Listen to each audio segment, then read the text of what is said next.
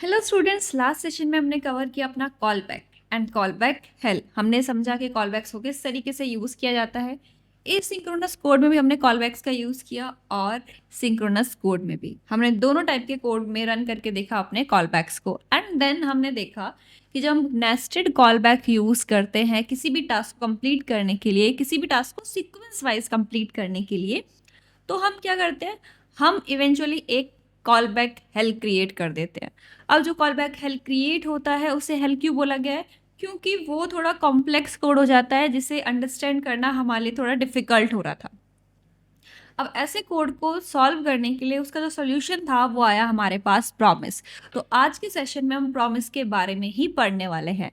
अब प्रॉमिस है क्या, किस तरीके से बनाए जाते हैं, किस तरीके से यूज़ किया जाता है और ये कॉल बैक हेल्प को किस तरीके से सॉल्व करता है, ये सारी चीज़ें आज के सेशन में हम डिस्कस करने वाले हैं। तो चलिए देखते हैं प्रॉमिस क्या है।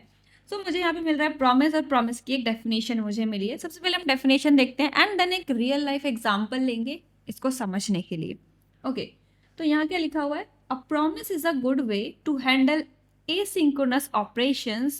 It is used to find out if the asynchronous operation is successfully completed or not. Okay, देखो, जब मैंने कॉल बैक पास किया, कॉल बैक यूज़ किया था, तो क्या हुआ? या तो मेरा जो कॉल बैक था वो जब मैंने कॉल बैक यूज़ किया तो क्या हुआ, वो मुझे ये नहीं बता रहा था कि मेरा जो फर्स्ट फंक्शन है वो कंप्लीट हुआ है या नहीं हुआ है, उससे कोई एरर तो नहीं आया, ऐसा कुछ था नहीं। सिंपल, ठीक है, अपना काम कर रहा था, नेक्स्ट स्टेप पे जा रहा था, थर्ड स्टेप पे जा रहा था, नेक्स्ट स्टेप पे जा रहा था, उसके बाद अपने लास्ट स्टेप पे। लेकिन प्रोमिसेस में ऐसा होता है, वो मुझे बताएगा कि जो यहाँ पे मैंने काम करने को दिया था, टास्क करने को दिया था, वो कंप्लीट हुआ है या नहीं हुआ है। अगर हुआ है तो मैं आगे क्या काम करूँ, नहीं हुआ है तो मैं आगे क्या काम करूँ। तो यहाँ पे हम हर एक स्टेट को डिफाइन कर सकते हैं कि हमारा टास्क कंप्लीट नहीं हुआ तो हम क्या करेंगे, टास्क कंप्लीट हुआ है तो हम क्या करेंगे। अब आते हैं अपने एक रियल लाइफ एग्जांपल की तरफ कि प्रॉमिस होता क्या है। ठीक है, ओके, सपोज आप गए एक ई कॉमर्स साइट पे, आपको एक ड्रेस खरीदनी थी। ओके, आपने एक ड्रेस ऑर्डर की, पेमेंट के बाद अमेजोन ने आपको एक नोटिफिकेशन दी, उसने बोला 5 दिन बाद आपको अपना पार्सल मिल जाएगा, आपकी ड्रेस मिल जाएगी। तो उसने क्या किया, आपको एक प्रॉमिस किया, है ना।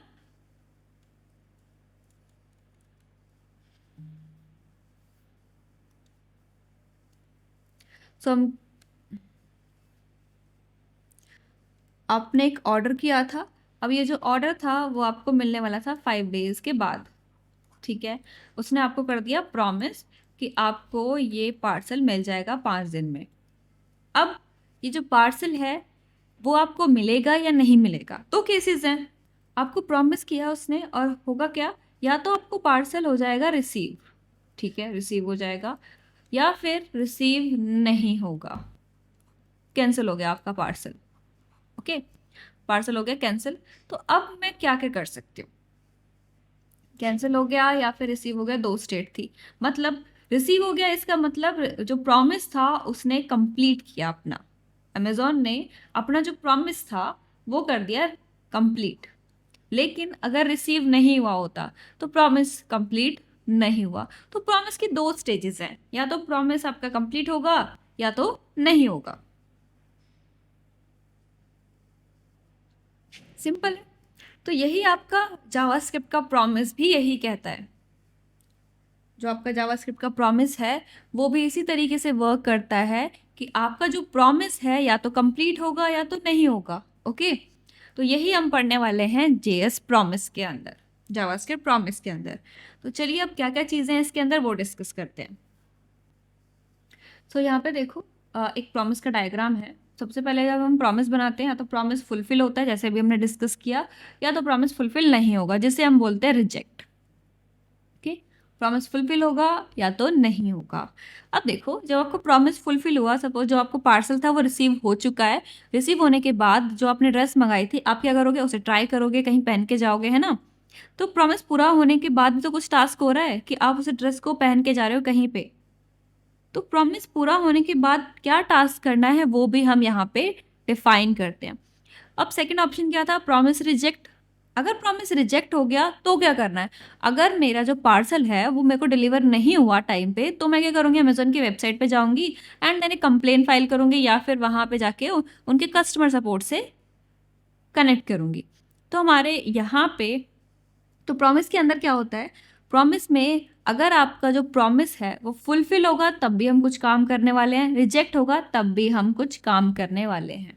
वो मुझे दोनों ही केसेस में इंडिकेशन देगा और इंडिकेशन के अकॉर्डिंग मैं यहाँ पे अपना टास्क परफॉर्म करूँगी। ओके, अब यहाँ पे आते हैं, जो प्रॉमिस है ना उसकी 3 स्टेजेस हैं। अब देखो, जब आपने ऑर्डर किया, ऑर्डर रिसीव होने तक आपका जो प्रॉमिस था, अमेज़न ने जो आपसे प्रॉमिस किया था कि आपका पार्सल 5 दिन में आ जाएगा, वो किस स्टेज में होगा? पेंडिंग स्टेज में होगा। प्रॉमिस पेंडिंग होगा, जब तक आप पूरा नहीं कर रहे तब तक वो किस में होगा? पेंडिंग में होगा। जब आपको मिल गया तो वो फुलफिल हो गया, और अगर उन्होंने डिलीवर नहीं किया तो वो हो गया रिजेक्ट। तो प्रॉमिस में आपके 3 स्टेट्स होते हैं, पेंडिंग, फुलफिल एंड रिजेक्ट। अब आगे आते हैं, प्रॉमिस को बनाना कैसे है। ओके, तो प्रॉमिस बनाने के लिए सिंपल सिंटेक्स होता है हमारे पास। प्रॉमिस के लिए हम यूज़ करने वाले कंस्ट्रक्टर का, जो कि प्रॉमिस कंस्ट्रक्टर है, जो पहले से डिफाइन है जावास्क्रिप्ट के अंदर, और न्यू कीवर्ड के साथ इसे यूज़ करेंगे। तो न्यू कीवर्ड हम यूज़ करेंगे एंड देन उसके बाद प्रॉमिस होगा हमारे पास, promise constructor. Okay, and then इसका एक ऑब्जेक्ट बनाएंगे। चलिए अब आगे काम करते हैं। ये सिंटेक्स तो हमने देख लिया कि हाँ क्या करना है, न्यू लगाना है, प्रॉमिस लगाना है, उसके बाद एक ऑब्जेक्ट बनाना है। अब ये क्या चीज़ें हैं, इनके बारे में भी डिस्कस करना है हमें। चलिए इनके बारे में भी डिस्कस करते हैं।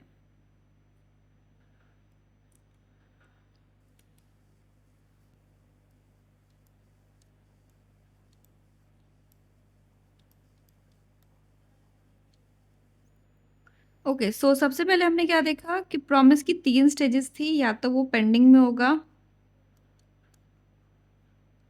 या फिर क्या होगा, वो फुलफिल हो जाएगा। ठीक है, फुलफिल। या फिर क्या होगा, जो आपका प्रॉमिस है वो हो जाएगा रिजेक्ट, कि हम पूरा नहीं कर पाए प्रॉमिस। ये हमने स्टेज देखी। अब मुझे क्या करना है, जब फुलफिल हो गया तो मैं आगे क्या काम करूँगी। तो फुलफिल होने पे हमारे पास होता है एक फंक्शन जिसका नाम है देन, जो कॉल किया जाता है। और रिजेक्ट होने पे हमारे पास एक फंक्शन होता है जिसका नाम है कैच, वो कॉल किया जाता है। तो क्या हुआ यहाँ पे कि जब आपका प्रॉमिस फुलफिल होगा, फुलफिल होने पे हम क्या कॉल करने वाले हैं, देन को कॉल करने वाले हैं। लेकिन अगर रिजेक्ट हो गया, रिजेक्ट होने पे हम क्या कॉल करने वाले हैं, कैच को कॉल करने वाले हैं। अब ये जो देन और कैच है ना, वो अपने आप तो कॉल नहीं होंगे, अपने आप तो यहाँ कोई भी फंक्शन कॉल नहीं होता, उसे कॉल कराना पड़ता है। तो ये कॉल होंगे कैसे? तो हमारे पास जब मेरा प्रॉमिस फुलफिल होगा तो हमारे पास होता है एक फंक्शन, एक पैरामीटर जो प्रॉमिस कंटेन करता है, जिसका नाम होता है रिजॉल्व। तो हम यहाँ पे लिखते हैं रिजॉल्व।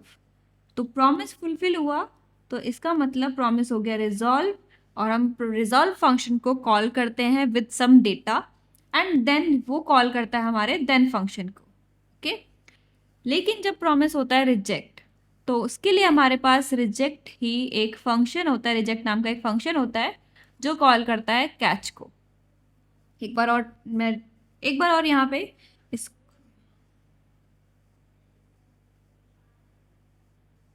एक बार और रिपीट करते हैं इसे।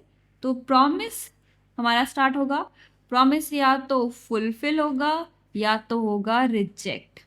प्रॉमिस फुलफिल हुआ तो हमारा रिजॉल्व फंक्शन हो जाएगा कॉल, रिजॉल्व कॉल होगा तो हमारा देन फंक्शन कॉल होगा, जिसमें हम बताएंगे कि फुलफिल होने के बाद क्या टास्क परफॉर्म करना है।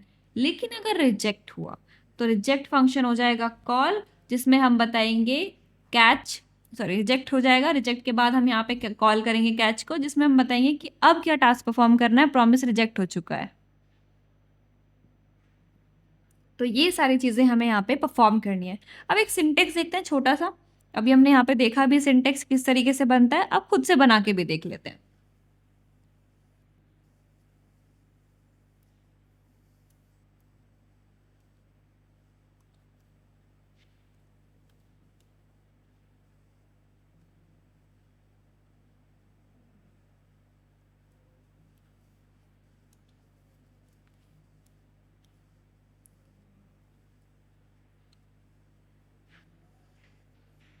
ओके, सो प्रॉमिस कैसे बनेगा? सबसे पहले तो हम बनाएंगे एक वेरिएबल। सपोज मैंने बनाया एक वेरिएबल माय प्रॉमिस, ठीक है, ये मेरा प्रॉमिस है, इज इक्वल टू,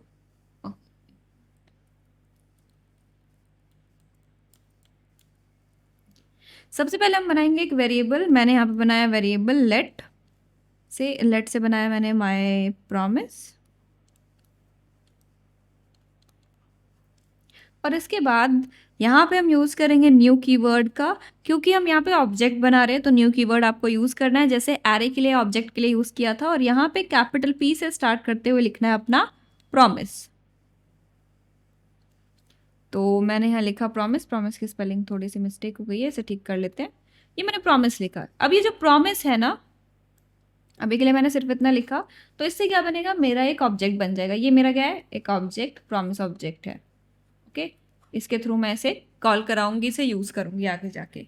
अब ये जो प्रॉमिस है, इसके पास होते हैं, अभी जो प्रॉमिस है इसके पास होता है एक फंक्शन। ओके, ये एक पैरामीटर कंटेन करता है, उस पैरामीटर में क्या कंटेन करेगा, एक फंक्शन कंटेन करेगा। मतलब मुझे यहाँ पे क्या पास करना पड़ेगा, एक फंक्शन। ओके, और उस फंक्शन के अंदर हमारे पास दो पैरामीटर होते हैं, रिजॉल्व एंड रिजेक्ट, जो हम कॉल करेंगे। तो चलिए अब कोड की तरफ तो चलिए चलते हैं कोड की तरफ एंड देन अपने प्रॉमिस को क्रिएट करते हैं। तो मैंने यहाँ पे एक फाइल बनाई है promise.js, क्योंकि लास्ट वाली फाइल के अंदर तो हमारा कॉल बैक का कोड था, इसलिए मैंने एक नई फाइल ही क्रिएट की है प्रॉमिस के लिए। सो यहाँ पे लेंगे एक लेट वेरिएबल, तो मैंने वेरिएबल लिया माय प्रॉमिस। उसके बाद मैं यहाँ पे डिफाइन करूँगी अपना प्रॉमिस नाम का कंस्ट्रक्टर। ओके, अब ये जो प्रॉमिस है ये कंटेन करता है एक कॉल बैक फंक्शन। सो चलिए आते हैं कॉल बैक फंक्शन डिफाइन करते हैं। सो मैंने कॉल बैक फंक्शन डिफाइन किया। अब ये जो कॉल बैक फंक्शन है उसमें होते हैं दो parameter, first is resolve and second one is reject. ये दोनों पैरामीटर्स मैंने यहाँ पे डिफाइन कर दिए, और मैंने आके इस प्रॉमिस में लिख दिया console.log दिस इज प्रॉमिस। तो मैंने बस एक मैसेज लिख दिया कि ये एक प्रॉमिस है, दैट्स इट, इतना काम किया हमने। अब इस कोड को रन कर लें। तो ये मेरी फाइल, और कंसोल में चलते हैं। कंसोल में मुझे मैसेज मिल गया दिस इज प्रॉमिस। मेरा जो प्रॉमिस है ना, बिना कुछ लिखे ही कॉल हो गया। जो जैसे ही आपने वेरिएबल बनाया ना, तो बेसिकली उस वेरिएबल की वजह से वो कॉल हो चुका है, और मुझे यहाँ पे आउटपुट मिल चुका है जो मैंने उसके अंदर लिखा दिस इज प्रॉमिस। तो जब हमने फर्स्ट लाइन पढ़ी थी प्रॉमिस की, प्रॉमिस डेफिनेशन की, ये जो फर्स्ट लाइन है हमारे प्रॉमिस डेफिनेशन की, उसमें लिखा हुआ है कि हम प्रॉमिस क्यों यूज़ करते हैं, अपने एसिंक्रोनस ऑपरेशंस को हैंडल करने के लिए। तो ये तो क्लियर है कि जब भी एसिंक्रोनस ऑपरेशन करना है, एसिंक ऑपरेशन करना है, तो यूज़ करना है प्रॉमिस का। ओके, तो चलिए आते हैं, देखिए यहाँ पे आते हैं, मैं आई अपने कोड में। प्रॉमिस में ना दो चीज़ें होती हैं। पहला होता है प्रॉमिस को बनाना, जो अभी हमने किया है, और सेकंड थिंग होती है कि प्रॉमिस को कंज्यूम करना। फर्स्ट इज प्रॉमिस क्रिएशन, जो हमने कर दिया यहाँ पे, और second is consume, promise consume. और तो अब कंज्यूम करना कैसे है, बात ये है। तो अब यहाँ पे हम आते हैं, तो मैं यहाँ पे आके रिजॉल्व को कर लेती हूँ कॉल। मैंने रिजॉल्व को कर लिया कॉल। जैसे आप रिजॉल्व को कॉल करते हो, रिजॉल्व एक फंक्शन की तरह एक्ट करता है। तो एक फंक्शन है ब्रेसेस लगाना है इन्वोकेशन के लिए, सो मैंने ब्रेसेस लगा के उसे इन्वोक किया।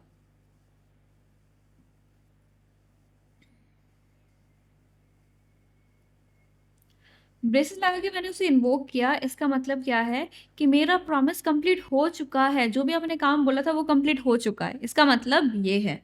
ओके, अभी रिजॉल्व लिखने से क्या होगा, कुछ नहीं होगा, अभी तक मैंने कुछ किया ही नहीं। मैंने क्या बोला था कि अगर रिजॉल्व कॉल होगा तो एक फंक्शन है देन वो कॉल होता है। आउटपुट में तो मुझे यहाँ कुछ भी नज़र नहीं आ रहा, थोड़ा सा जूम कर लेते हैं। आउटपुट में तो मुझे अभी भी दिस इज प्रॉमिस ही मिल रहा है। ओके, तो चलिए आते हैं और यहाँ पे इसको प्रिंट कराते हैं। तो मैं यहाँ पे आती हूँ, सबसे पहले मैं अपने प्रॉमिस को कंसोल लॉग करा लेती हूँ। मैंने लिखा console.log एंड देन यहाँ लिखा माई प्रॉमिस, प्रॉम नहीं, मेरे प्रॉमिस का नाम माई प्रॉमिस है। इसको मैं जब मैं प्रिंट कराऊंगी तो मुझे क्या मिलेगा, ये भी चेकआउट कर लेते हैं। कि ये जो ऑब्जेक्ट मैंने बनाया है उसको प्रिंट कराने से मुझे क्या मिलता है। तो उसको प्रिंट कराने से मुझे यहाँ पे क्या मिला है, प्रॉमिस मिला है। प्रॉमिस में मुझे फुलफिल्ड मिल रहा है एंड देन अनडिफाइंड। ये अनडिफाइंड क्या है, फुलफिल्ड क्या है। ओके, अब मैं आपको बताती हूँ। मैंने आपको स्टेट बताई थी प्रॉमिस, या तो प्रॉमिस पेंडिंग में होगा या फुलफिल होगा या फिर रिजेक्ट होगा। तो मुझे यहाँ पे स्टेट मिली है फुलफिल्ड, दैट मीन्स मेरा प्रॉमिस कंप्लीट हो चुका है। क्यों हो गया कंप्लीट, क्योंकि मैंने रिजल्ट को कॉल किया था। अब मुझे रिजल्ट मिला है अनडिफाइंड। रिजल्ट इसलिए अनडिफाइंड मिला है कि जब प्रॉमिस रिजॉल्व हुआ है तो मैंने अपनी तरफ से कुछ भी डेटा भेजा नहीं है। जब भी आप रिजॉल्व को कॉल करोगे तो कुछ डेटा आप उससे शेयर करोगे, तो मैंने तो कोई डेटा भेजा ही नहीं, इसलिए वो अनडिफाइंड है। ओके, अगर मैं रिजॉल्व को कॉल ना कराऊँ तो क्या होगा। तो मैं यहाँ पे आई, मैंने रिजॉल्व को कॉल नहीं कराया। अब चेक करें, तो रिजॉल्व को मैंने कॉल नहीं कराया तो मुझे मिला मेरा प्रॉमिस पेंडिंग स्टेट में। अभी तक मेरा प्रॉमिस कंप्लीट नहीं हुआ है, ना ही रिजॉल्व हुआ है ना ही रिजेक्ट हुआ, अभी पेंडिंग स्टेट में चल रहा है। क्योंकि जब मैंने ऑर्डर किया अपना जब भी मैंने ऑर्डर किया अपना पार्सल, जब मैंने ऑर्डर किया अपना ड्रेस, तो अभी तक उन्होंने ना ही मुझे कोई इन्फॉर्मेशन दी है कि मेरा कैंसिल हो गया ऑर्डर, या फिर उसने मुझे कोई इन्फॉर्मेशन नहीं दी कि रिसीव हो गया है। तो अभी से चल रहा है वो पेंडिंग स्टेट में, तो उनका प्रॉमिस है पेंडिंग में। ओके, रिजल्ट भी अनडिफाइंड है, पेंडिंग स्टेट में चल रहा है, प्रॉमिस कंप्लीट नहीं हुआ है ना ही रिजेक्ट हुआ है। ओके, मैंने जब रिजॉल्व लिखा तो मुझे मिला फुलफिल्ड स्टेट। जब मैं यहाँ कुछ भी नहीं लिख रही हूँ तो मुझे क्या मिल रहा है यहाँ पे, पेंडिंग स्टेट। ओके, अगर मैं रिजेक्ट लिखूँ, ओके तो मैं यहाँ पे आके क्या लिख देती हूँ, रिजेक्ट। इसका मतलब क्या है कि प्रॉमिस हो गया रिजेक्ट। तो मैं यहाँ पे आई और मुझे ही मिला यहाँ पे कि प्रॉमिस जो है वो रिजेक्ट हो चुका है और डेटा जो है अनडिफाइन है, रिजल्ट जो है अनडिफाइन है। अनडिफाइन क्यों है, डेटा तो भेजा ही नहीं गया, कुछ भेजोगे तभी तो यहाँ पे कुछ आएगा, अदरवाइज नहीं आएगा। ओके, मैं बार बार बोल रही हूँ कि ये अनडिफाइन आ रहा है, अनडिफाइन आ रहा है। क्यों आ रहा है मैं अच्छे से बताऊँगी, उसमें डेटा भेजेंगे भी, वो डेटा यहाँ पे आएगा भी। तो अभी के लिए मैंने यहाँ पे कुछ भेजा नहीं है तो अनडिफाइन आ रहा है, और मुझे एक एरर मिला है यहाँ पे। ये एरर क्यों मिला, क्योंकि प्रॉमिस रिजेक्ट हो चुका है। जब भी प्रॉमिस रिजेक्ट होगा तो मुझे ऐसा ही एरर मिलेगा। ओके, एरर कुछ भी मिल सकता है, खैर अब भी मुझे क्या मिला है, ये वाला एरर मिला है। ठीक है, एरर मुझे मिल चुका है, बोल रहा है कि रिजेक्ट हो चुका है। अब आगे आते हैं, इतना हमने समझ लिया कि प्रॉमिस की जो स्टेट्स थी वो कैसे आती हैं, कब कब आती हैं। तो ये रिजेक्ट हो गया, हमने फुलफिल भी कर लिया, हमने पेंडिंग स्टेट भी देख ली।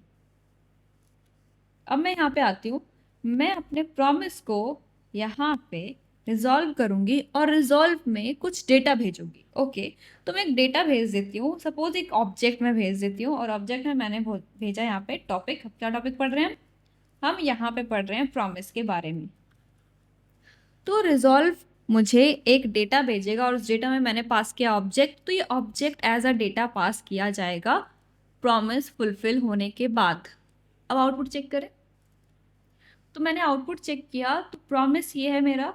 मैंने देखा कि प्रॉमिस यहाँ फुलफिल हो चुका है, ये मेरी स्टेट, और उसके बाद अनडिफाइंड नहीं आ रहा है इस बार अनडिफाइंड नहीं आ रहा है, इस बार क्या आ रहा है, ऑब्जेक्ट आ रहा है लिखा हुआ।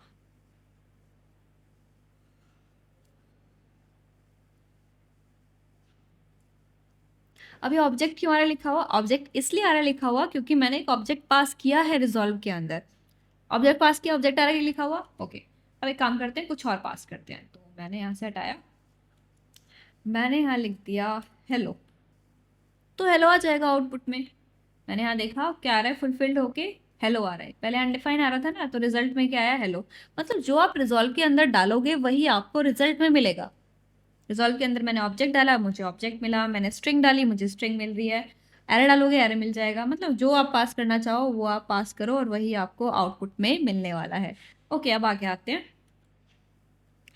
अब मैंने बोला कि जब मेरा प्रॉमिस रिजॉल्व होगा तो रिजॉल्व होने के बाद मुझे कुछ काम करना है। क्या काम करना है, तो यहाँ पे आओ, इसको मैं हटा देती हूँ, अब इसकी कोई ज़रूरत नहीं है। ये जो मेरा प्रॉमिस था, मैंने बोला अगर प्रॉमिस पूरा हो रहा है ना तो मैंने देन को कॉल करना चाहूँगी। मैंने बोला ठीक है, देन को कॉल कर दो, तो मैंने लिखा देन। अब ये जो देन फंक्शन है, ये जो देन फंक्शन है एक कॉल बैक फंक्शन कंटेन करता है। ये जो देन फंक्शन है एक कॉल बैक फंक्शन कंटेन करता है जिसे वो कॉल कराएगा। ओके, तो मेरे पास तो एक फंक्शन होना चाहिए, फंक्शन तो है ही नहीं, चलिए बना लेते हैं एक फंक्शन। तो मैं यहाँ पे बना लेती हूँ एक फंक्शन। तो फंक्शन का नाम मैंने रखा ऑन फुलफिल मेंट। ओके, मतलब जब मेरा फंक्शन यहाँ पे फुलफिल हो जाए, सॉरी मेरा जो प्रॉमिस है यहाँ पे फुलफिल हो जाएगा तो ये वाला फंक्शन कॉल किया जाएगा। तो मैं ठीक कर लेती हूँ, यहाँ मैंने ब्रेसेस नहीं कंप्लीट किए हैं, तो मैंने ब्रेसेस कंप्लीट किए हैं यहाँ पे। एंड देन मुझे यहाँ मैसेज मिला this is on fulfilment. Okay ठीक है, मैसेज आ गया मेरे पास। एंड नेक्स्ट एक फंक्शन और बनाएंगे हम यहाँ पे, ऑन रिजेक्शन। ऑन रिजेक्ट मैंने बनाया और उसके बाद मुझे यहाँ पे मैसेज मिल गया okay this is on reject मुझे मिला। अब एक चीज़ और, जब देन फंक्शन यहाँ पे मेरे ऑन फुलफिलमेंट को कॉल करेगा तो वो एक वैल्यू भी पास करेगा। ये जो वैल्यू है ना रिजॉल्व की, ये तो कहीं भेजनी पड़ेगी ना, ये कहीं तो हमने एक्सेप्ट ही नहीं किया है। तो यही वैल्यू देन के पास आती है और देन हमारे फंक्शंस को पास करता है, जो कॉल बैक फंक्शन उसमें जाएंगे। तो एज अ पैरामीटर मैं उस वैल्यू को यहाँ गेट करना चाहूँगी, तो मैंने ले लिया रिजल्ट। ओके, रिजेक्ट करने पे उसे एक एरर मिलता है, तो रिजेक्ट करने पे मुझे एरर चाहिए और इसमें मुझे रिजल्ट चाहिए। तो रिजल्ट क्या होगा वो मैं यहाँ दिखाना चाहूँगी, जो भी रिजल्ट आता है। एरर क्या आता है वो भी मैं यहाँ दिखाना चाहूँगी। ठीक है, मैंने एरर भी लिखा और मैंने रिजल्ट भी लिखा। तो मैंने दो फंक्शन यहाँ बना लिए कि कब कब कॉल करने हैं। अब मैं यहाँ पे आके कॉल करा देती हूँ। तो देन था फुलफिल होने के बाद, तो फुलफिल होने के बाद मैंने बोला ऑन फुलफिलमेंट को कॉल करना है। लेकिन ऑन फुलफिलमेंट तो एक पैरामीटर कंटेन कर रहा है। अगर मैंने सीधा ऐसे लिखा और पैरामीटर पास किया तो वो तो पहले कॉल हो जाएगा, मुझे नहीं कराना। तो क्या करना पड़ेगा, यहाँ पे मैं यूज़ करूँगी एक एरो फंक्शन का। मैंने एरो फंक्शन का यूज़ किया।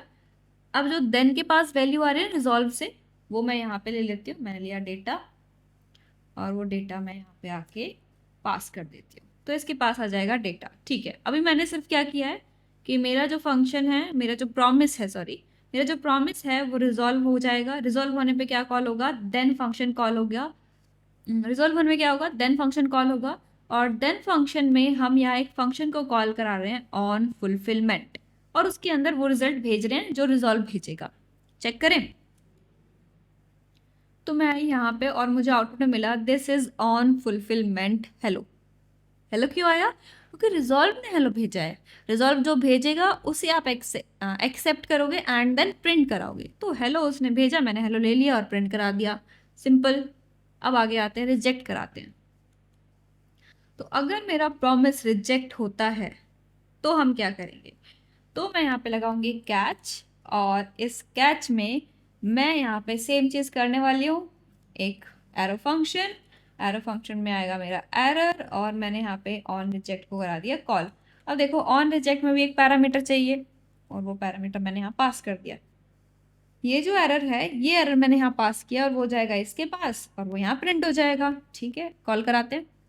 लेकिन अभी तो रिजॉल्व हो रखा है, रिजॉल्व हटा के यहाँ लिख देते हो रिजेक्ट। और रिजेक्ट में यहाँ कुछ मैसेज जो भी आपको देना है वो आप दे सकते हो, अभी के लिए मैं नहीं देती हूँ। तो पहले देखते हैं कि जब मैसेज नहीं देते हैं तो मुझे आउटपुट क्या मिलता है, और फिर नेक्स्ट स्टेप में मैसेज दे देंगे। सो मैं यहाँ पे आई और मुझे अनडिफाइन मिला। अनडिफाइन क्यों मिला, क्योंकि मैंने कोई मैसेज दिया ही नहीं था, इसीलिए। रिजॉल्व में भी याद है, जब हम कुछ मैसेज नहीं दे रहे थे, कोई डेटा नहीं दे रहे थे, तो वो रिजेक्ट वो जो अ, जब डेटा नहीं दे रहे थे तो क्या कर रहा था, वो अनडिफाइंड प्रिंट कर रहा था रिजल्ट में। तो आते हैं यहाँ पे और कुछ पास कर देते हैं। तो मैं यहाँ लिख देती हूँ प्रॉमिस रिजेक्टेड और लिख देते हैं एरर अकर्ड। ठीक है, मैंने मैसेज दे दिया, एरर अकर हो चुका है मेरा, और उसकी वजह से मेरा प्रॉमिस हो गया रिजेक्ट। अब ये कहाँ आएगा, यहाँ पे आएगा। तो मुझे वही चीज़ें मिल गई जो मैंने पास की। तो आप जैसे जैसे पास करोगे वैसे वैसे आपको आउटपुट मिलता जाएगा। ओके, तो इस तरीके से आप अपने देन और कैच फंक्शन को कॉल करा सकते हो। मैंने अपने देन फंक्शन को कॉल कराया, मुझे मिल गया अपना डेटा। जब मैंने रिजेक्ट को कॉल कराया तो मुझे मिल पास किया था।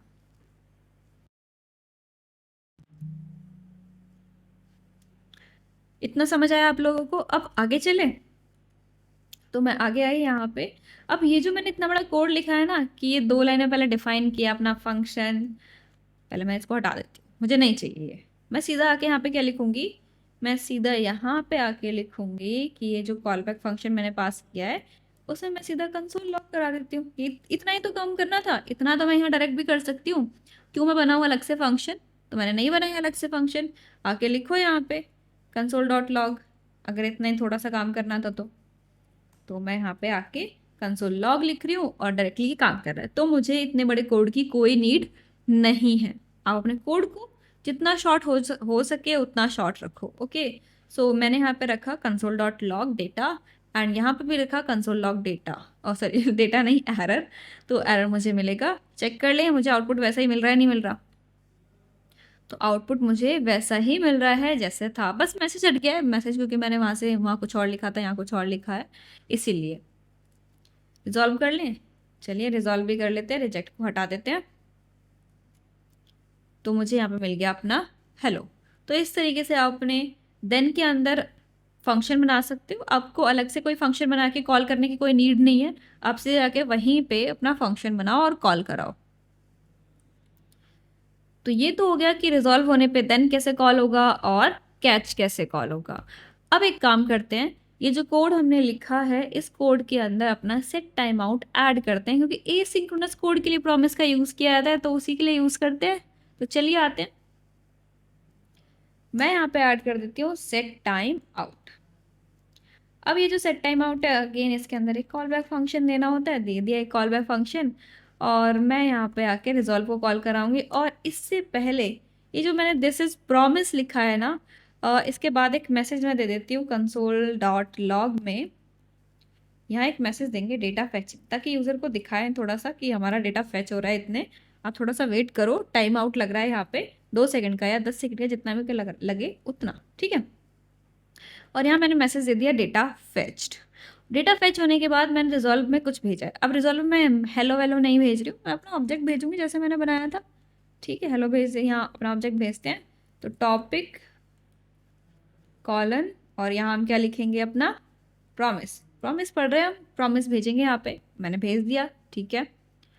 ये मेरा हो गया टाइम आउट। अब कितना टाइम आउट यहाँ पे देना है, टाइमिंग दे देते हैं। तो मैंने बोला 2 सेकंड, कम से कम 2 सेकंड तो लेगा ही वो।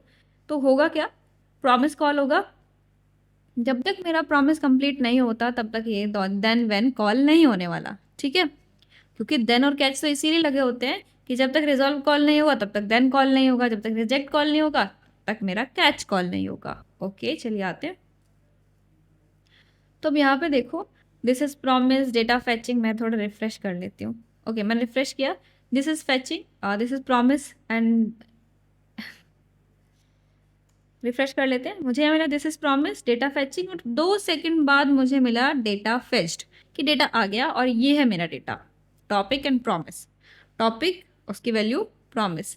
तो सिंपल सा था, मुझे डेटा मिल चुका है। अब इस डेटा के साथ करना क्या है, कुछ भी कर सकते हैं, कहीं पे दिखाना है या कुछ वैल्यू अपडेट करनी है इसके साथ, जो आपको काम करना है वो आप कर सकते हो। तो यहाँ पे हमने अपना एसिंक्रोनस कोड दिया। अब देखो यहाँ पे एसिंक्रोनस कोड तो मैंने दिया था, लेकिन हुआ तो एग्जीक्यूट लाइन बाय लाइन ना। जब मैंने अपना डेटा दे दिया, सेट टाइम आउट का वेट किया उसने इसको प्रिंट कराने के लिए। क्यों किया, क्योंकि मैंने देन लगाया था, और देन कब कॉल होता है, जब रिजॉल्व कॉल होता है। रिजॉल्व कॉल नहीं कराओगे तो देन कॉल नहीं होगा। ओके, अब एक काम करते हैं, यहाँ पे आते हैं। ये जो रिजॉल्व है ना, मैं इसको सेट टाइम आउट के बाहर लिख लेती हूँ, सेट टाइम आउट के बाहर। तो अब देखना क्या होगा, पहले मुझे मिलेगा दिस इज प्रॉमिस डेटा फैचिंग। एक काम कर, दिस इज प्रॉमिस को ना मैं यहाँ पे ना कमेंट आउट कर देती हूँ। मुझे यहाँ मिलेगा डेटा फैचिंग, उसके बाद मुझे क्या मिलना चाहिए, डेटा फेच्ड मिलना चाहिए, या फिर रिजॉल्व पे जो काम हो रहा है वो मिलना चाहिए। क्योंकि रिजॉल्व कोई टाइम तो ले नहीं रहा है रिजॉल्व करने में, टाइम किस में ले रहा है, वो इस स्टेटमेंट को प्रिंट करने के लिए। तो अब आउटपुट में आते हैं और देखते हैं आउटपुट क्या मिलता है। मैं आउटपुट में आई तो मुझे आउटपुट क्या मिला, यहाँ पे मुझे मिला पहले डेटा फैचिंग, ठीक है, क्योंकि वो सबसे पहले लिखा हुआ था इसलिए मुझे मिला। उसके बाद मुझे मिल गया अपना डेटा, उसके बाद मुझे मिला डेटा फेच्ड। एक बार यहाँ पे रिफ्रेश करते हैं, देखो डेटा पहले ही आ गया, मतलब रिजॉल्व पहले ही कॉल हो गया। ये 2 सेकंड से पहले ही क्यों हो गया, क्योंकि सेट टाइम आउट में वो था ही नहीं, मेरा प्रॉमिस पहले ही रिजॉल्व हो गया। तो उसने देन को कॉल किया और देन से वैल्यू ले ली, देन ने वैल्यू करा दी प्रिंट, वैल्यू हो गई प्रिंट। तो अब यहाँ पे जो मेरा कोड था ना, वो यहाँ पे एसिंक्रोनस वे में एग्जीक्यूट हुआ है। उसने सेट टाइम आउट को बोला ठीक है आप 2 सेकंड का टाइम ले रहे हो, इतने में आगे जाके कंप्लीट करके आता हूँ अपने कोड को। तो उसने रिजॉल्व को कॉल करा दिया एंड देन को कॉल कराया, देन ने आउटपुट दिखा दिया हमें। आई होप आपको ये समझ आ रहा होगा किस तरीके से ये मुझे डेटा मिला है। चलिए आगे आते हैं। तो यहाँ पे अगर मैं रिजेक्ट को कॉल कर दूँ, चलिए आते हैं यहाँ पे और इसको मैं कमेंट कर लेती हूँ। तो रिजेक्ट भी 2 सेकंड बाद ही होगा। अगर रिजेक्ट होगा तो रिजेक्ट भी 2 सेकंड बाद होगा। ओके, चेक करें। तो यहाँ मुझे अनडिफाइन मिला। एक मैं रिफ्रेश कर लेती हूँ। ओके, रिफ्रेश किया, डेटा फैचिंग के 2 सेकंड बाद मुझे डेटा फैच मिला और अनडिफाइन मिला। क्यों मिला अनडिफाइन? क्योंकि मैंने कुछ मैसेज ही नहीं भेजा रिजेक्ट करने के बाद। भेज दें एक मैसेज, चलिए भेज देते हैं। तो मैंने यहाँ पे भेजा मैसेज, एरर अकर्ड। ठीक है, एरर आ गया, आप ठीक से काम नहीं कर रहे हो इसलिए नहीं आ रहा। ठीक है, एरर आ गया, आप ठीक से काम नहीं कर रहे हो इसलिए एरर आ चुका है। तो ये एरर भेजा मैंने अपने कैच फंक्शन को, कैच कराएगा प्रिंट। तो हम यहाँ पे आए, रिफ्रेश किया, डेटा फैचिंग, 2 सेकंड बाद data fetched and error occurred. Reject पे भी काम हो गया हमारा। रिजेक्ट कैसे हुआ? अब एक काम करते हैं, कंडीशन के बिहाफ पे रिजेक्ट और रिजॉल्व कराते हैं। तो मैं एक नया प्रॉमिस बनाऊंगी। इस प्रॉमिस को अभी हम ऐसे ही छोड़ देते हैं, मुझे नहीं चाहिए इसका डेटा। तो इसको मैं ऐसे कर देती हूँ यहाँ पे कमेंट। मैंने बनाया एक नया promise, let my promise two. तो मैं ये माई प्रॉमिस टू बनाना चाहूँगी। और न्यू प्रॉमिस के अंदर अगेन एक कॉल बैक होना चाहिए हमारे पास। कॉल बैक बनाया मैंने और यहाँ पे अपने प्रॉमिस को कराएंगे रिजॉल्व या रिजेक्ट। ठीक है, इतना काम हमने किया। अब मुझे क्या करना है? मुझे ये करना है कि कंडीशन है मेरे पास,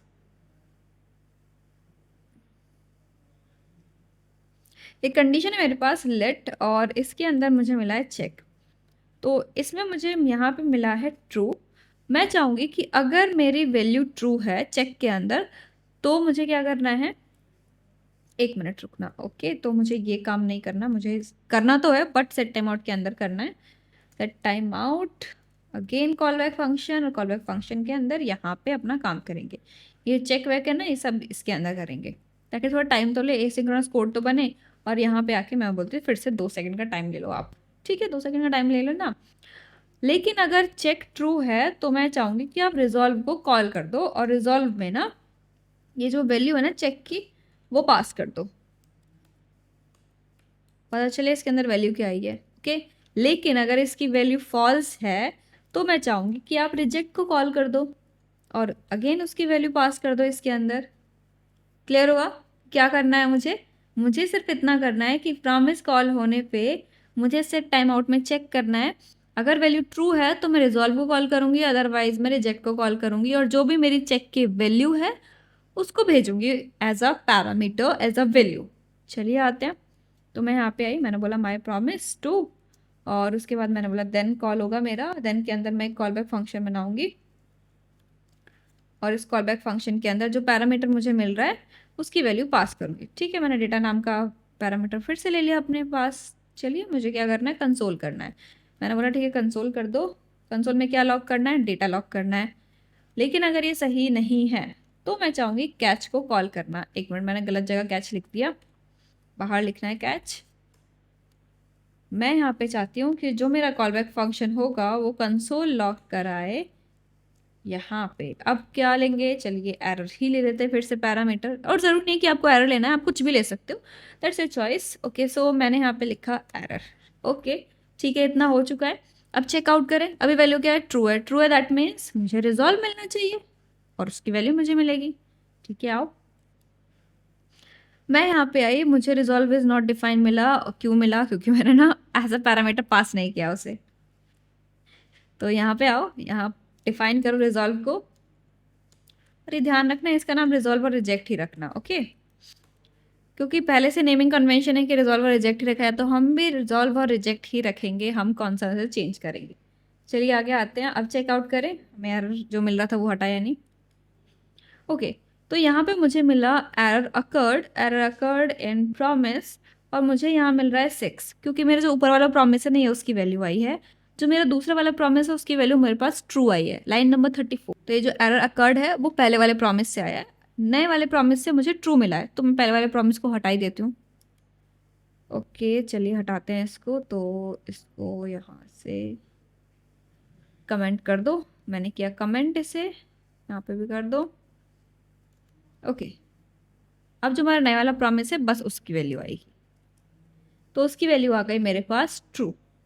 ठीक है, ट्रू मुझे वैल्यू मिल चुकी है उसकी तरफ से, इसलिए मिली है क्योंकि कंडीशन ट्रू थी, इसलिए मुझे आउटपुट मिला है। लेकिन अगर कंडीशन में फॉल्स हो तो आ जाते हैं, फॉल्स भी करा देते हैं प्रिंट। इतनी सी तो बात है, चेक ही तो करना है हमें। मैं यहाँ पे और मैंने रखा फॉल्स, फॉल्स रखा, कंडीशन फॉल्स हो जाएगी, रिजेक्ट कॉल हो जाएगा, रिजेक्ट कॉल होगा तो वैल्यू यहाँ पे प्रिंट हो जाएगी। चेकआउट करें, मैं यहाँ पे आई तो मुझे इस बार मिला फॉल्स। दैट मीन्स जो वैल्यू मैं भेज रही हूँ उसके अकॉर्डिंग वो मेरे रिजॉल्व या रिजेक्ट को कॉल कर रहा है। तो इस तरीके से आप अपने प्रॉमिस को कॉल कर सकते हो। बेसिकली जो प्रॉमिसेस है ना, वो यहाँ पे एपीआई कॉलिंग के लिए, नेटवर्क कॉल्स के लिए यूज़ किए जाते हैं। ओके, अभी हमने क्या किया, प्रॉमिस बनाया, ये मेरा प्रॉमिस बनाया मैंने अपना, उसके बाद प्रॉमिस को कंज्यूम किया, ये है प्रॉमिस कंज्यूम करना। तो ज़्यादातर क्या होगा, जब अपना कोड करेंगे हम ज़्यादातर प्रॉमिस को कंज्यूम करेंगे, हम प्रॉमिस को बनाएंगे नहीं। तो हमारे जो फंक्शंस होंगे ना, हमारे फंक्शन बाय डिफ़ॉल्ट एक प्रॉमिस रिटर्न करेंगे एंड देन हम उन्हें रिजॉल्व या रिजेक्ट करके आगे अपना काम कराएंगे। तो आपका काम होगा सिर्फ प्रॉमिस को कंज्यूम करना। ओके, हमने प्रॉमिस बनाना भी सीख लिया वैसे तो। अब एक आगे काम करते हैं। तो ये जो प्रॉमिस है मैं इसको फिर से कमेंट आउट कर देती हूँ, एक नया प्रॉमिस बनाते हैं। अब मैं यहाँ पे आके प्रॉमिस बनाऊंगी, बट उस प्रॉमिस को मैं बनाऊंगी एक फंक्शन के अंदर। सपोज़ मेरा एक फंक्शन है और इस फंक्शन का नाम हम कुछ रख लेते हैं, कॉल प्रॉमिस, और इस फंक्शन के अंदर एक वैल्यू जाएगी। सो एक वैल्यू के लिए, एक पैरामीटर के लिए कुछ भी दे देते हैं। तो मैंने यहाँ पे रखा डेटा, डेटा नाम रख लेते, चलो कोई बात नहीं, डेटा रखा। उसके बाद मैं यहाँ पे अपना प्रॉमिस बनाऊंगी। मैंने बोला ये जो मेरा कॉल प्रॉमिस फंक्शन है ना, ये प्रॉमिस को रिटर्न करेगा। तो ठीक है, न्यू प्रॉमिस बना लेते हैं। मैंने बनाया एक प्रॉमिस, और ये जो प्रॉमिस मैंने बनाया है उस प्रॉमिस में वही सेम चीज़, कॉल बैक फंक्शन चाहिए, रिजॉल्व चाहिए, रिजेक्ट चाहिए। मैंने बोला ठीक है, रिजॉल्व है मेरे पास रिजेक्ट भी है, इतना मैंने कर दिया अपना काम। ओके, अब मुझे आगे क्या काम करना है, चलिए सिंपल सा करना है, एक सिंपल सा काम करते हैं। सेट टाइम आउट मैं नहीं लगा रही हूँ उसके अंदर। सो मैंने यहाँ पे लिखा, कंडीशन के भी यहाँ पे कर लेते हैं, इफ़ अगर मैंने डेटा पास किया है, अगर मैंने डेटा पास किया है तो रिजॉल्व को कॉल कर दो आप। मैंने कर दिया रिजॉल्व को कॉल, और रिजॉल्व में डेटा दे दो। अगर डेटा है तो ठीक है, अच्छी बात है। लेकिन अगर डेटा नहीं होगा, मैंने डेटा पास ही नहीं करा कॉल करते टाइम, तो मैं क्या करूँगी, सॉरी रिजॉल्व नहीं, मुझे रिजेक्ट पास करना है। तो मैंने बोला रिजेक्ट को कॉल कर दो, और रिजेक्ट में यहाँ पे डाल दो आप, क्या डाल दो कि एरर आ गया भाई, ठीक है, अरे एरर आ गया, ठीक है,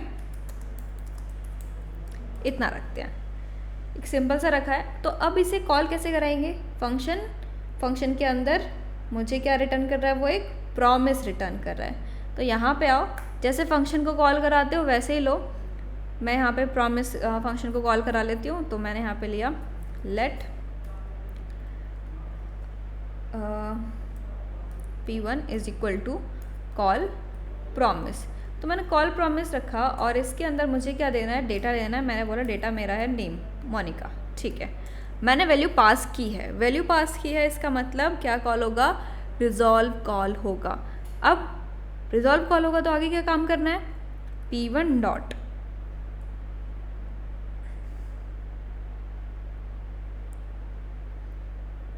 अब थोड़ा सा ध्यान देना, जब मैंने p1 डॉट लिखा वो मुझे बता रहा है कि प्रॉमिस है, आप इसमें देन कैच लगाओ, ठीक है।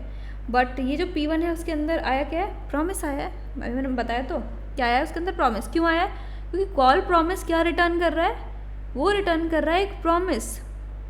ये जो फंक्शन है मेरा नॉर्मल सा फंक्शन कॉल प्रॉमिस, वो रिटर्न कर रहा है पूरा एक प्रॉमिस। तो अगर मैं p1 को कंसोल कराऊँ, मैंने यहाँ पे लिखा कंसोल डॉट लॉग, और उसमें लिखा p1, सिंपल, मैंने p1 लिख दिया। अब आउटपुट देखें p1 का, तो मुझे क्या मिला है, एक प्रॉमिस मिला है जो मुझे एक वैल्यू रिटर्न कर रहा है मोनिका, और प्रॉमिस फुलफिल हो चुका है, ठीक है। आ गया है, तो करना क्या है p1 के साथ, मैं चाहती हूँ देन को कॉल करना। जैसे जैसे अभी हमने सीखा है कि देन कॉल होता है, उसके बाद यहाँ पे कुछ काम हम कराते हैं। क्या काम कराना है, बताओ क्या काम कराना है। मैंने बोला जो भी डेटा आया है ना, रिस्पॉन्स जो भी आपने भेजा है उसे यहाँ पे कराओ कंसोल। ठीक है, करा देते हैं कंसोल। मैंने बोला ठीक, कंसोल कराओ। रिजल्ट इज इक्वल टू में मैंने प्रिंट करा दिया अपने रिस्पॉन्स की स्पेलिंग ठीक कर लेते हैं। ओके, हो गया, डन। अब आए यहाँ पे देन को चेक करें, सॉरी देन को क्या चेक करें, आउटपुट को चेक करें कंसोल में। तो मुझे क्या मिला, रिजल्ट में मोनिका मिल चुका है। मैंने वैल्यू पास की थी तो रिजॉल्व हो चुका है। तो जब भी आप किसी फंक्शन के थ्रू प्रॉमिस रिटर्न करते हो तो इस तरीके से कर सकते हो और उसे हैंडल कर सकते हो आगे चल के। ओके, अगर इसमें डेटा ना पास करो तो क्या होगा, चलिए आते हैं डेटा पास ना करके देखते हैं। डॉट देन, सॉरी देन नहीं, मुझे कैच लिखना है। मैं बार बार यहाँ पे देन लगा देती हूँ, कैच लिखना है क्योंकि एरर के लिए तो कैच यूज़ करते हैं। तो लिखा मैंने यहाँ पे कैच, और कैच का काम क्या होगा, एरर को दिखाना। जो भी एरर आए मेरे पास वो दिखाएगा उसे। ठीक है, यहाँ पे आओ और जो भी डेटा है वो मुझे यहाँ पे दिखा दो। एरर मैंने पास किया है तो एरर पैरामीटर मैं बना लेती हूँ फटाफट से। एरर पैरामीटर मैंने बनाया और इसके अंदर मैंने डेटा पास ही नहीं किया, तो मेरे पास जो डेटा है वो तो अनडिफाइंड है क्योंकि मैंने वैल्यू पास नहीं की। जब वैल्यू पास नहीं करते तो अनडिफाइंड होता है। चेक करें क्या देता है मुझे वैल्यू। अनडिफाइंड को एज अ स्ट्रिंग कंसिडर करता है या उसे एम्प्टी कंसिडर करता है। तो उसने यहाँ पे एक एम्प्टी वेरिएबल कंसिडर किया उसे और मुझे दे दिया एरर कि मेरा जो प्रॉमिस है वो रिजेक्ट हो चुका है। उसके अंदर आ गया एरर, तो डेटा क्या है, एरर आ गया और वो मुझे प्रिंट होके यहाँ पे मिल चुका है। तो इस तरीके से आप अपने प्रॉमिस को किसी फंक्शन के अंदर रैप करके रिटर्न करा सकते हो एंड देन उसे यूज़ कर सकते हो। तो इस तरीके से आप अपने प्रॉमिस को डिफरेंट तरीके से यूज़ कर सकते हो। एसिंक्रोनस वाइज हम यूज़ कर रहे हैं इसको, सेट टाइम आउट। तो जब भी हमें कॉलिंग करनी होती है एपीआई की, उसके बाद कुछ काम कराना है तो हम इसका यूज़ करते हैं। ओके, एग्जाम्पल देखते हैं। मैं बार बार बोल रही हूँ एपीआई कॉलिंग के लिए। सपोज मैंने क्या किया, मेरे पास एक फंक्शन है जिसका नाम है चेक वेदर फंक्शन। इस चेक वेदर फंक्शन को मैंने कॉल किया और इसके अंदर मैंने बोला कि मुझे ना दिल्ली का डेटा दे दो आप। इतना मैंने काम किया कि मेरे पास क्या है, एक दिल्ली का डेटा मुझे चाहिए। इतना मैंने कर दिया। उसके बाद मैं चाहती हूँ कि ये जाके दिल्ली का डेटा लिख के आए।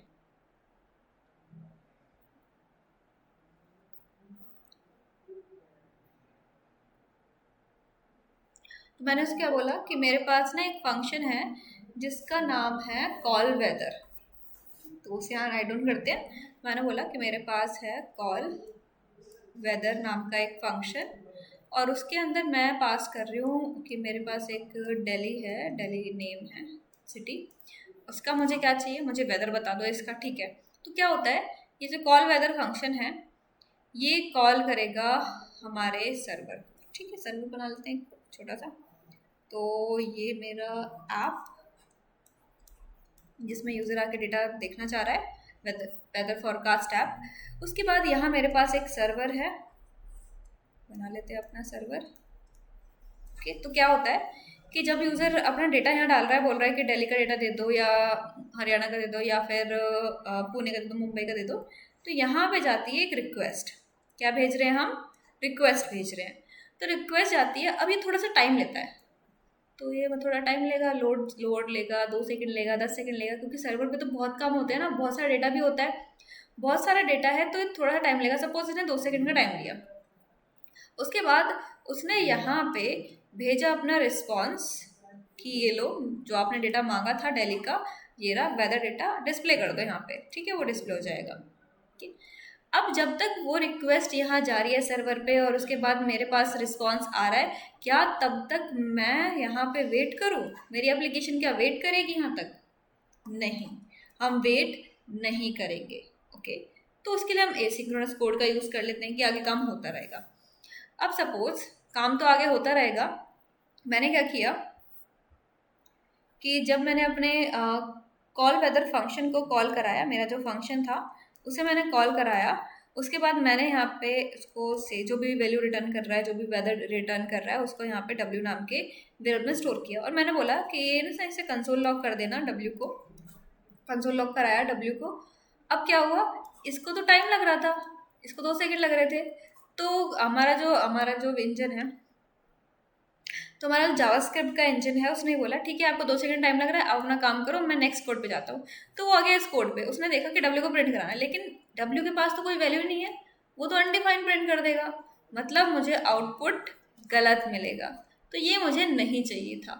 तो मुझे ऐसा नहीं चाहिए, तो मैं क्या करूँगी, मैं यहाँ पे यूज़ करूँगी अपने प्रॉमिस को, कि उसे बोलूँगी कि जब डेटा आ जाएगा, प्रॉमिस रिजॉल्व हो जाएगा, तभी मैं डब्ल्यू को प्रिंट कराऊंगी। तभी क्या करना है, डब्ल्यू को प्रिंट कराना है। जब वहाँ से डेटा आएगा तभी यहाँ पे वैल्यू प्रिंट होगी। इसलिए हम रिजॉल्व का यूज़ करते हैं कि पता तो चले कि वहाँ से डेटा आया या नहीं आया, आया है तो ही देन के पास जाएंगे, अदरवाइज नहीं जाएंगे। आई होप आपको ये समझ आ गया होगा कि क्यों हम यहाँ देन कैच का यूज़ कर रहे हैं प्रॉमिस के अंदर। तो ये था हमारा प्रॉमिस, जिसमें हमने पढ़ा कि प्रॉमिस कैसे रिजॉल्व होता है, कैसे रिजेक्ट होता है, कैसे हम अपने फंक्शंस को, जो फंक्शंस का रिस्पॉन्स है उसे प्रिंट कराते हैं, एरर को हैंडल करते हैं कैच के थ्रू।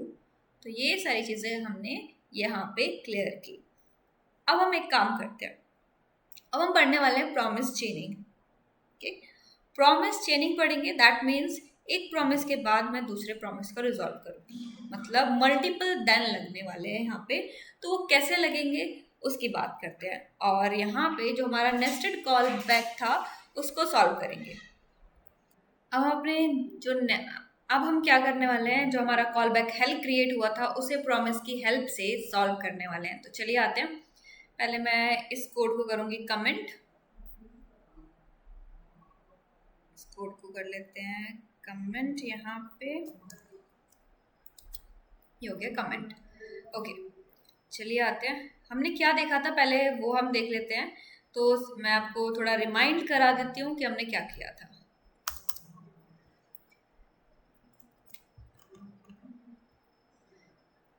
हमने यहाँ पे एक फंक्शन बनाया था डू स्टेप नाम से। हमने यहाँ पे क्या बनाया था, डू स्टेप 1 नाम से एक फंक्शन बनाया था, और वो फंक्शन यहाँ पे मुझे क्या कर रहा था, एक वैल्यू दे रहा था बाय 1 इंक्रीमेंट करके, और वो वैल्यू हम पास कर रहे थे अपने नेक्स्ट फंक्शन के अंदर। ठीक, एंड देन जो वैल्यू हमने यहाँ पास की है वही सेम चीज़ डू स्टेप 2 में हो रही थी, वही सेम चीज़ डू स्टेप 3 में हो रही थी। मतलब यहाँ पे क्या हो रहा है, 1 बाय 1 मेरे फंक्शंस कॉल हो रहे थे, और मुझे क्या चाहिए था, मेरे फंक्शन ना स्टेप बाय स्टेप कॉल हो, पहले 1 हो, फिर 2 हो, फिर 3 हो। तो उसके लिए मैंने यूज़ किया अपना कॉल बैक हेल्प को। अब ये सेम चीज़ मैं यहाँ पे यूज़ करने वाली हूँ प्रॉमिस के थ्रू। तो मुझे क्या चाहिए, ये तीनों फंक्शन चाहिए एज इट इज़। तो मैं यहाँ से इनको कॉपी करूँगी और प्रॉमिस के अंदर रैप अप करूँगी। ठीक है, आते हैं यहाँ पे कर लेते हैं।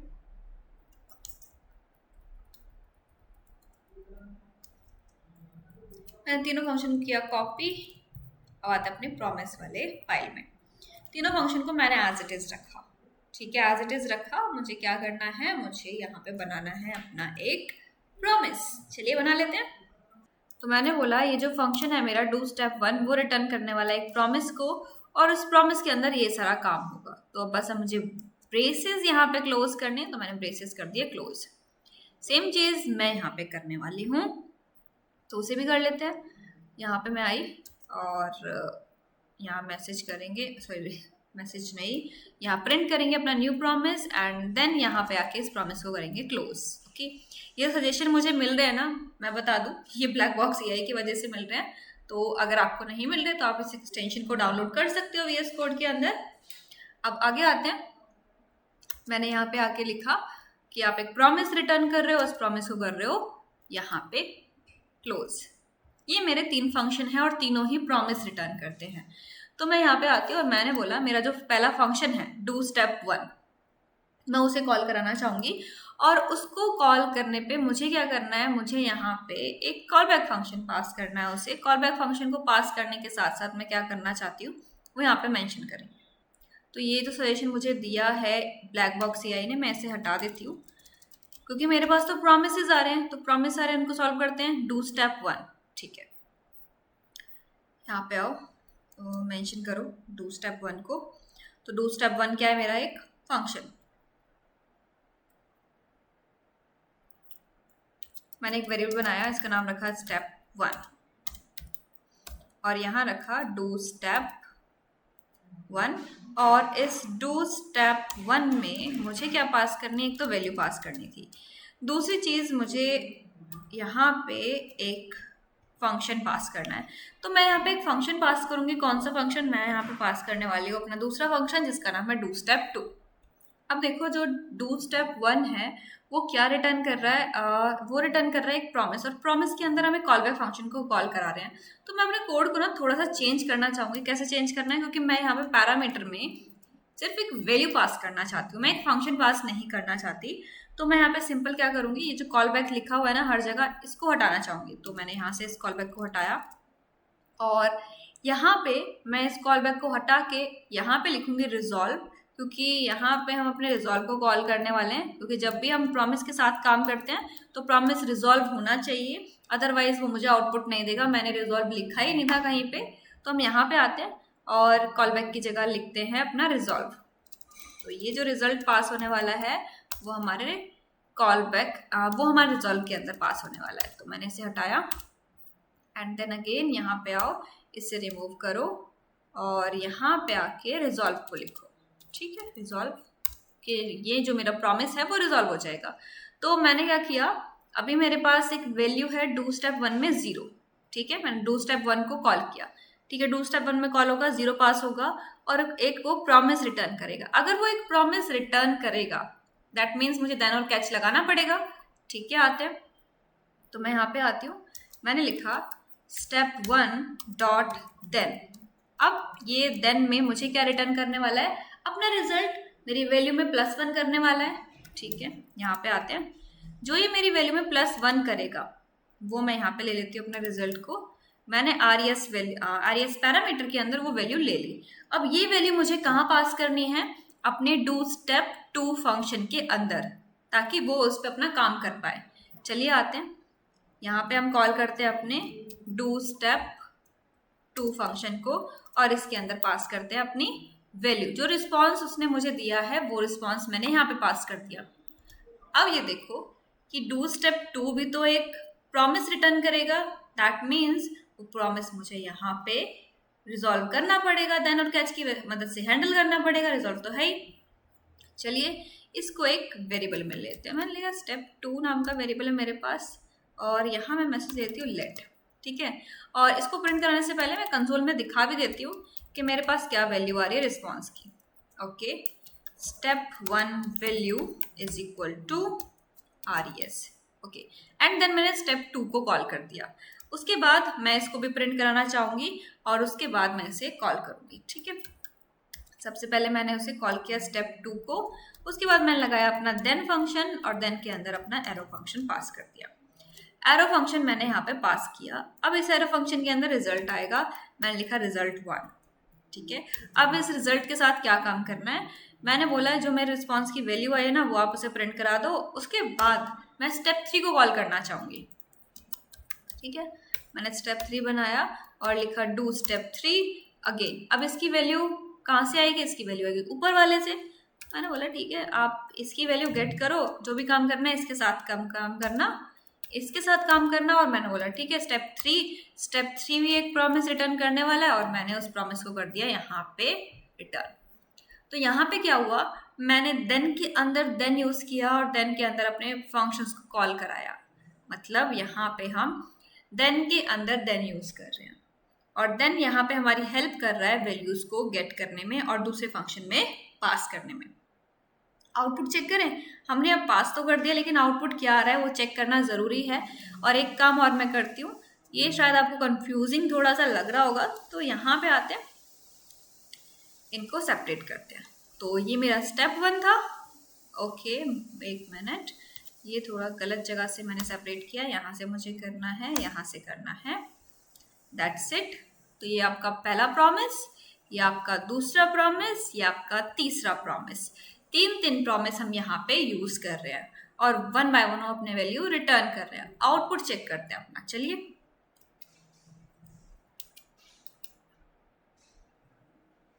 तो आपका आउटपुट आया क्या यहाँ पे? Values 1, values 3, values 6। तो जैसे जैसे वैल्यूज मैंने पास की थी उसी तरीके से मुझे यहाँ पे आउटपुट मिला है। ये जो यहाँ मेंशन किया था इसको मैं हटा देती हूँ, ये बस हमने समझने के लिए लिखा था। तो जो मुझे चाहिए था आउटपुट, वो आउटपुट मुझे यहाँ पे मिल चुका है प्रोमिसेस की भी हेल्प से। तो प्रॉमिस की हेल्प से मुझे ये मिल गया। आई होप आपको ये समझ आया हो किस तरीके से हमने प्रॉमिस की हेल्प से इसे यूज़ किया। अब ये जो हमने काम किया है इसको थोड़ा और सिंप्लीफाई करते हैं। तो मैं इसे यहाँ पे कोड को कर लेती हूँ कमेंट, और ये सेम कोड मैं कॉपी पेस्ट भी करना चाहूँगी। थोड़ा सा सिंप्लीफाई करना है क्योंकि अभी जो मैंने यूज़ किया है ना, मैं बता देती हूँ, ये हमारा क्या है, नेस्टेड देन के अंदर देन यूज़ किया है, और मुझे करनी है चेनिंग, 1 बाय 1 मुझे चेन बनानी है देन की। तो वो हम कैसे करेंगे? तो अभी जो मैंने वेरिएबल बनाया था उस वेरिएबल की हमें नीड नहीं है। मैं सीधा यहाँ लिख सकती हूँ डू स्टेप। एक मिनट, मैंने कोड कॉपी किया है, मैं इसे यहाँ पे लगाती हूँ और अनकमेंट करते हैं इस कोड को। तो हम क्या कर सकते हैं, इस वेरिएबल की मुझे नीड नहीं है तो मैंने वेरिएबल यहाँ से हटा दिया। मैं डायरेक्टली इस पर देन लगा सकती हूँ, तो मैं इसको भी यहाँ से हटा देती हूँ। तो इसमें मैंने लगाया डायरेक्टली देन। अब मैं क्या करूँगी, यहाँ पे ये जो मैं अपना प्रॉमिस यहीं पे रिजॉल्व करने लगी, इसको सॉल्व करने लगी, तो मैं बोलूँगी कि जो मेरा पहला प्रॉमिस है ना, वो रिटर्न करेगा मेरे दूसरे प्रॉमिस को, डू स्टेप 2 को। स्टेप 2 को वो करेगा रिटर्न, और रिटर्न करने के बाद मैं यहाँ पे क्या करूँगी, उसको आगे हैंडल करूँगी। अब हैंडल कैसे करना है, देन की हेल्प से। तो वो जो रिटर्न करेगा उसे मैं देन की हेल्प से यहाँ पे सॉल्व करने वाली हूँ, हैंडल करने वाली हूँ। तो मैंने बोला कि आप रिटर्न कर दो डू स्टेप 2 को, और डू स्टेप 2 से ये रिटर्न करेगा, तो उसमें लगाऊंगी मैं फिर से देन में लगाऊंगी, एंड देन उसे हम कराएंगे प्रिंट। और उसके बाद अब जो मेरा स्टेप 3 है उसमें मैं सेम चीज़ करने वाली हूँ, इसको मैं करने वाली हूँ रिटर्न यहाँ से। तो मैंने बोला कि मेरा जो स्टेप 2 है वो रिटर्न करेगा मेरे स्टेप 3 को, और उसके बाद उसको भी मैं यहाँ पे हैंडल करूँगी देन की हेल्प से। तो यहाँ पे जो देन है वो मैं डायरेक्टली यूज़ करने वाली हूँ। ये मैंने यूज़ कर लिया देन, और उसके बाद उसकी वैल्यू को करा दिया प्रिंट। देखो जो पिछली बार यूज़ किया वो मेरा नेस्टेड देन था, लेकिन अब जो हम यूज़ कर रहे हैं वो क्या है, मेरी प्रॉमिस चेनिंग। मैं अपने एक प्रॉमिस से दूसरे प्रॉमिस को करा रही हूँ रिटर्न, एंड देन आगे उसकी वैल्यू को पास करके यूज़ कर रही हूँ। सेम चीज़ मैंने यहाँ पे की, यहाँ पे रिटर्न कराया अपने थर्ड प्रॉमिस को, एंड देन उसे आगे यूज़ किया। तो इस तरीके से हम अपने प्रॉमिस की एक चेन बना सकते हैं, जिसे हम बोलते हैं प्रॉमिस चेनिंग। जब हम मल्टीपल टाइम देन यूज कर रहे हैं, दैट मीन्स वो चेन क्रिएट हो रही है। अब इसी के साथ आप क्या यूज कर सकते हो, कैच का यूज कर सकते हो, कि मैं यहाँ पे लिख सकती हूँ कैच, वेट अ मिनट, अगर कहीं एरर आ जाए बाय चांस, तो आप इसका यूज कर सकते हो। मैंने बोला console.log, यहाँ पे लिखो और यहाँ लिखो एरर अकर्ड, दैट्स इट। और कुछ करने की कोई नीड ही नहीं है। यहाँ अपना जो भी देना है वो दे सकते हो पैरामीटर। अगर एरर आएगा किसी प्रॉमिस में तो ये आ जाएगा, अदरवाइज मेरे प्रॉमिस 1 बाय 1 चल ही रहे हैं। तो पहले मेरा ये वाला प्रॉमिस चलेगा, उसके बाद मेरा ये वाला प्रॉमिस चलेगा, उसके बाद ये वाला प्रॉमिस चलेगा। तो इस तरीके से मेरे प्रॉमिस वर्क करते हैं। तो आज के सेशन में हमने यहाँ पे पढ़ा सबसे पहले प्रॉमिस, उसके बाद देखा कि प्रॉमिस क्या होता है, या तो फुलफिल होता है, या तो रिजेक्ट होता है, या तो पेंडिंग होता है। फुलफिल होगा तो रिजॉल्व फंक्शन कॉल होगा, रिजॉल्व फंक्शन कॉल होगा तो देन में जाएंगे, देन में टास्क डिफाइन करेंगे। अगर मेरा प्रॉमिस हुआ रिजेक्ट तो जाएंगे अपने कैच फंक्शन के पास, कैच में अपना टास्क डिफाइन करेंगे। फिर हमने देखा कि यहाँ पे अगर मैं सेट टाइम आउट का यूज़ करती हूँ, एसिंक्रोनस कोड का यूज़ करती हूँ, तो किस तरीके से हैंडल करना है अपने प्रॉमिस को। एंड देन हमने सबसे लास्ट में सीखा प्रॉमिस चेनिंग। ओके, पहले हमने क्या किया, अपना जो टास्क हमने लास्ट सेशन में डिस्कस किया था कॉल बैक में, उस टास्क को मैंने यूज़ किया प्रॉमिस के थ्रू, एंड उसके अंदर मैंने नेस्टेड देन बनाए। एंड उसके बाद मैंने एक और यहाँ पे इम्प्रोवाइजेशन की, नेस्टेड देन यूज ना करके मैं अपने प्रोमिसेस की चेन यूज करना चाहती हूँ। तो मैंने यहाँ पे देन की चेन क्रिएट की 1 बाय 1, जिसे हम बोलते हैं प्रॉमिस चेनिंग। मेरा एक प्रॉमिस दूसरे फंक्शन को रिटर्न करता है, एंड देन उसी की हेल्प से एक थर्ड प्रॉमिस रिटर्न किया जाता है, जिसे हम देन की हेल्प से यहाँ पे हैंडल करते हैं। तो ये था हमारा आज का टॉपिक, promises। So promises देखिए है तो डिफिकल्ट थोड़ा सा, क्योंकि ये जो हमारे एडवांस टॉपिक्स हैं थोड़ा डिफिकल्ट है। ऐसा नहीं है कि आपको एक बार आपने वीडियो देखी, एक बार समझा तो आ ही जाएगा। आपको कम से कम 2 या 3 बार ये वीडियो देखनी पड़ेगी, तब जाके आपको क्लियर होगा कि प्रॉमिस क्या होता है। आपको इनकी इम्प्लीमेंटेशन करनी पड़ेगी, तब जाके क्लियर होगा कि प्रॉमिस को हैंडल कैसे करते हैं, क्यों यूज़ करते हैं। हालांकि आगे हम यूज़ करेंगे इनको, लेकिन अभी के लिए आप इसको कम से कम 2 या 3 बार देखना अगर आपको वन टाइम में समझ नहीं आता है, क्योंकि वन टाइम में किसी को भी समझ नहीं आएगा, शायद ही कोई होगा जिसको वन टाइम में प्रॉमिस समझ आ जाए। ओके, तो थोड़ा एडवांस टॉपिक है, घबराना नहीं है, बहुत इजीली इसको हैंडल करना है। थोड़ा थोड़ा करके देखो, थोड़ा थोड़ा करके सीखो एंड देन खुद से इम्प्लीमेंट करो। जब तक खुद से इम्प्लीमेंट नहीं करोगे तब तक नहीं आएगा। तो आज के सेशन के लिए बस इतना ही, मिलते हैं अपने नेक्स्ट सेशन में। तब तक के लिए keep practising and keep exploring.